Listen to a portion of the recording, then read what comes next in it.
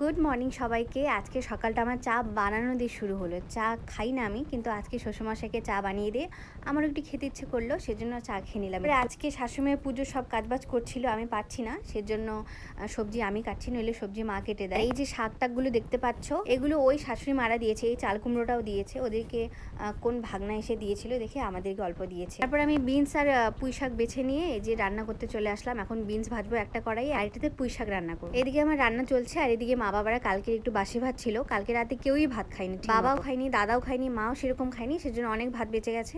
তো ওগুলো এখন সবাই মিলে খাচ্ছে। তারপর ভাজাভাজিগুলো হওয়ার পর এখানে আমি কচু ভাজছি, সেই কচুগুলো দেখালাম সেগুলো। তো কচু ভাজতে ভাজতে এদিকে বর চলে এসে খেতে, ওরও খিদে পেয়ে গেছে। এখন প্রায় মনে হয় 10টা 11টার মতো বাজে। রান্না তো কমপ্লিট হয়নি, সেজন্য কড়াই থেকে নিয়ে গিয়ে ওকে দিচ্ছি যে দেখো কেমন লাগছে খেতে। তারপর কচু ভাজা হওয়ার পর দেখছি শাশুড়ি এখানে আবার ডাঁটাগুলো বেচছিল।